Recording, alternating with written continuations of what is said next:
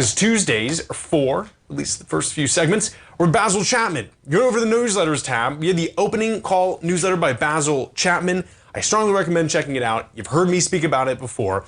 Okay, you get these daily kind of updates, and what I think is phenomenal is you get a nice, very long report on Friday or Saturdays, kind of what goes on during the week, what's coming up for the next week. Basil has been doing very well recently. It's been great kind of following around with it. And again, you get subscriber-only webinars, and you don't get that anywhere else. So check out the opening call with a 30-day money-back guarantee. Basil, I know I talked through a lot of the segment. How are you doing? Hi, Jacob. How are you? Doing well, doing well. Yeah, you're covering a lot of stuff that's really important. Thank you. No, well, thank you for coming on, Basil. What are we looking at today? So I've got in front of you, you've got the usual, the Dow chart on the left, daily chart, Dow weekly chart in the middle, and on the right is the monthly chart. If you go backwards, you look at the monthly chart, that 9-period, the green 9-period moving average is still way above the 14-period moving average, and that's usually a big positive. The MACD, this is the MACD, moving average convergence, divergence, is just turning down, but it's still positive, and the stochastic is still at 84%, and that's really good. So that's the longer term. The weekly chart has made this H to an M-shaped pattern within a rectangle, right. Took out the left side low, closed under it last week with what I call Chapman wave, a red Roman Chapman wave Roman candle. It's a big red body, and then at least a halfway extra to the bottom with the wick or the shadow at the bottom. Okay. So it's very important where we close this week, and if at any point this week we start to trade under 41,060, that says we're probably going to retest the 40,661 low of the 13th, which incidentally, the 13th was when we went long on January the 13th at 41,844, and we are short, we're remaining short just at this particular time. I want to see, let me go to this next chart here, because this is a technique I developed a long time ago. I call it the Chapman Wave Dark News Index. For a long time, these little white rectangles refer to interest rates it was really reliant on the high interest rates, or interest rates being a factor for the market to pull back, but it usually coincided with some other thing going on. But since December, it really hasn't been that. In fact, the rates have been quite good. But I have a technique where I call for an internal high and then a residual high, and an internal low and a residual low. It's like earthquake and aftershock. I can talk about that when we return. Basil, please hold that thought. Folks, we'll be right back with Basil Chapman after the break. Welcome back, everybody. We are joined right now by Basil Chapman. Basil is the author of the Opening Call newsletter, is also the host of the Tiger Technicians Hour on at 10 a.m. Eastern Time right here on TFNN. Basil, before we went to the break, we're looking at something to do with the Indu. I'm using the Dow daily chart, and I've used it for years and years, where I call this Chapman Wave Dark News Index, DNI, and I use it only on the Dow chart.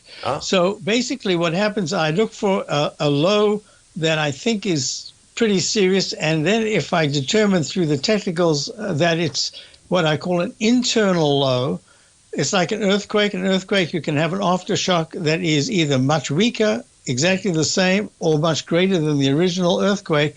It's the same on the top where I have internal high and residual high.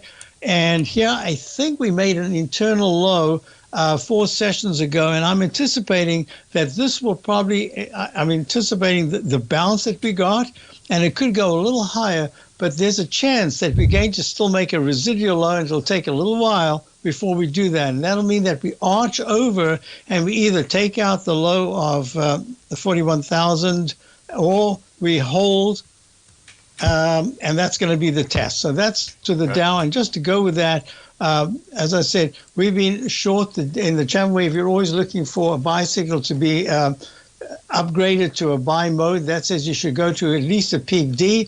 And if you're looking at the DXD, which is 2 times short the Dow, which we've been in for some time since the, I think, 11th of February at 25, it hit 29.71, and now it's sitting on the 200-period moving average after making that peak E. The SPXS, which is the S&P, we've been short, 3 times short. We've got an aggressive small position there. It went from the 580 level on the 24th of February where we went long to 7.66 a few days ago, and it's pulled back, and here it is also sitting. So we have these positions, kind of the counter position saying this is trade, and then within that context, we've had some trading longs over the last few days. Some of them did very nicely percentage-wise, so we've let go of some of those. Most importantly, what I'm anticipating is that in this particular phase, and this is going to be very important for my subscribers, I'm looking at certain cyclicals, deep cyclicals. I mean, this is the stuff that really needs economic momentum. They haven't got it yet, but some of them are holding very well, and I'm starting to think that this is the time to get into some of those. We'll have a stop, but even more importantly, I mean, there's a cyclicality here, and there's a rotation through the different sectors. And one of the sectors that I've been long for some time, this is the gold sector. We've got the physical gold. It's the PHYS. That's the physical gold, spot physical gold units, but it looks exactly like the gold. That was so nice about it is it's tracking gold, and it's obviously much cheaper. So the gold is in leg C in the daily chart. You remember I said the buy signal usually gets upgraded to a buy mode if the technicals are strong. So this is C, and it should still go to a D. You've already got a D in the weekly chart and a D in the monthly chart.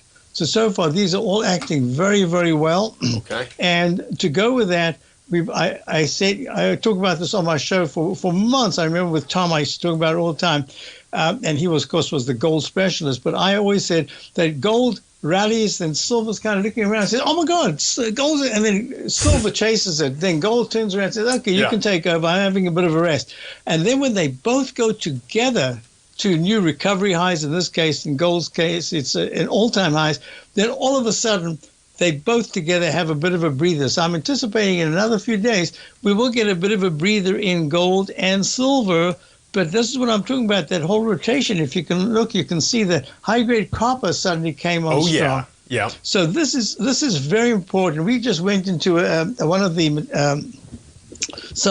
the soft materials today for the first time in ages. We haven't been in for a while. This is a position that we've been in. It's in the uranium sector, and we've been in a couple of times and really well. I don't know if this will be as strong, but we started another position today. And I like to say that for my subscribers, I try to get stocks that are in the single digits, double digits, triple digits, as long as they are strong. And if I find something that is much lower priced, no, I'm not saying cheap, just lower priced than something in the that is much higher priced, but is probably a leader in the field, the lower price will often be dragged up.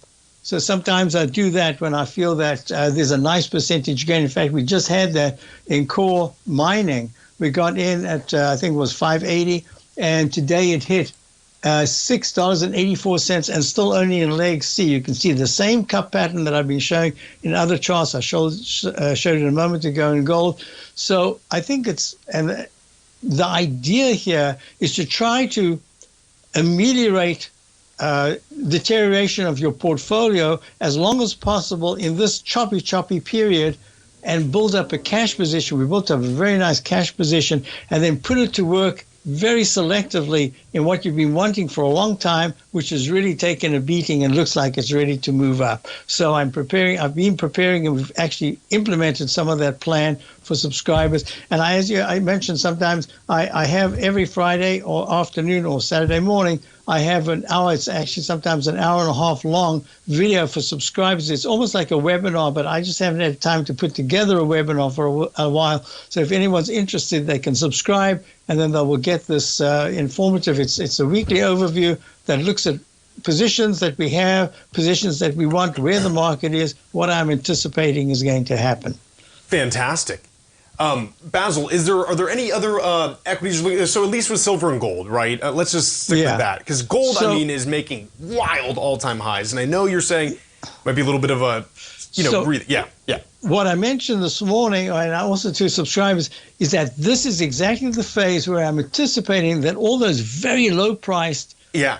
Those little miserable stocks in the gold and silver area you needed this to happen in the core, the big positions. Now the little ones are starting to move you saw that in core mining went from $4.86 on February the 28th to today's high of 684 percentage-wise. That's a big move. So that's what I'm anticipating. So that even if gold took a little bit of a breather, I think some of these little ones can do very well. And it's not that they're bad companies. It's just they haven't been in favor. Some of them have done a lot of work to correct mistakes that they made in that big down move from 2021 down to 2020, the beginning of 24. So that's what I'm looking at. Yes. And even we've had Robinhood for a long time, and we went back in as a trade. I think it was Friday. Why is this not coming up? HOOD. There it is. Okay, Robinhood, and we've been in since the 16s. We went all the way to 66. We've been taking a little bits off all the way up, trying to keep a core position, and then we've just had two very nice trades from the lows that were made just on Thursday, Friday.